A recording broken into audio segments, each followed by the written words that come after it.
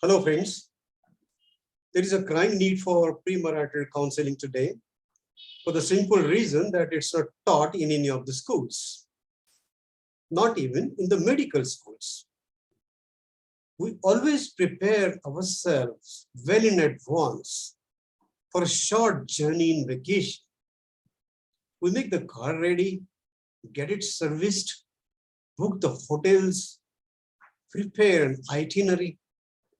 Marriage is a long journey. How many times we prepare ourselves for this long journey? Marriages are not made in heaven, as is commonly believed. Marriage is not about falling in love. It's about walking together in love. Being ready for marriage is a sign of maturity. If you're not ready for it, defer it till you feel you're ready for it. Unfortunately, we don't even think of getting ready for it. We generally concentrate on not so relevant aspects like looks, physical smartness, money background, and religion. Indians even consult a Brahmin to get an auspicious date and time so that nothing should go wrong in future. Adjustments are a part of life, but then the real life problems are camouflaged under the influence of upsurging hormones. This is an age when the hormones hijack our cognitive abilities. Counseling is an effective way of improving your communication and conflict management skills. I'm Dr. Nandkishore Shinghane. I have been practicing clinical sexology for 2 decades now. Being in the same field, I know the problems people face after the marriage. Generally, the marriages are the instinctive decisions. Ideally, they should be most thought after ones. Today, I'm going to tell you what are the things you should be focusing on. First of all, decide if it's a long or a short journey. If it's a short journey, then it's a case of lust. Don't even think of marriage. You should defer it till you think you're ready for it. Second is a family background. It's important. An academic person will be a misfit in a political or a business family. A criminal family background will most probably not offer you a long-lasting and a satisfactory relationship. A son of an alcoholic possibly will mostly turn into an alcoholic. Some people might not agree with me there, but statistics is not always wrong. Of course, there are exceptions, but in that case, the parameters should be taken into account. Third is the role of the individual. Establishing a boundary and the role of an individual is important. Otherwise, even who will do the dishes might become a starting point of conflict. If both are working, then it becomes doubly difficult. There should be clear-cut distribution of tasks.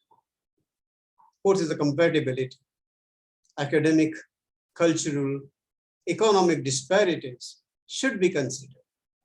Different religious beliefs could become a contentious issue. Setting sexual goals, it's better to discuss them before you tie a knot. Individual or couple sex counseling helps you identify your sexual goals and offers education, resources, tools, and techniques to help you meet those goals and ultimately manage your sexual growth.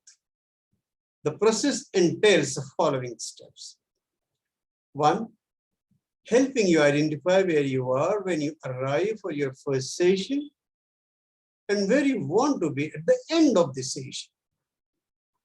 2, helping you identify the factors that allow you to feel safe and prevent you from meeting your sexual goals. Designing and suggesting exercises to help you progressively expand your sexual comfort zone until you reach your goals. I will elaborate on this more in my next video because it entails a separate entity in itself. 6 is a communication and conflict resolution. Disagreements are a part of married life. We do not generally change people, we can only influence them. Basic pattern remains the same. How to process the differences.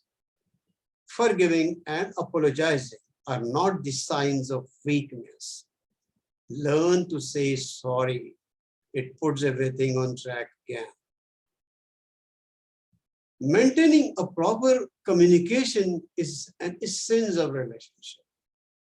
Ask yourself if you can have a friendly conversation with your partner on the dinner table every day.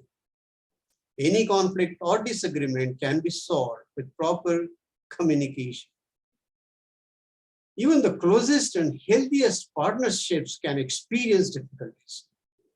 Some life changes are difficult to confront for either or both partners, and sense of frustration or hopelessness can prevent the couple from getting back on track. A trained practitioner who is not too close to a couple can offer a new perspective and practical skills and tools to allow them to move forward again. Remember, all the problems do not find their solutions in a bedroom. Mutual expectations.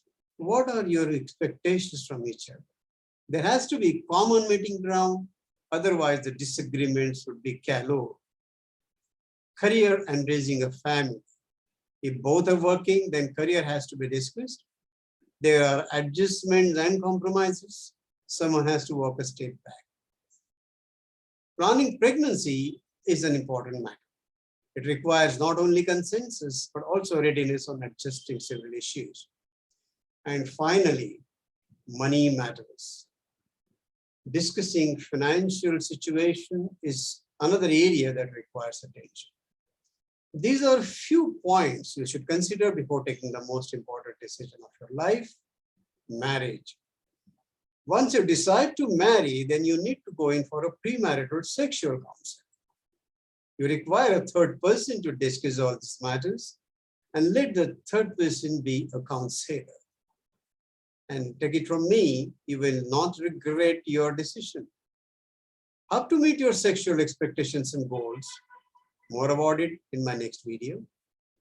If you like the video, kindly subscribe to my channel. Thank you.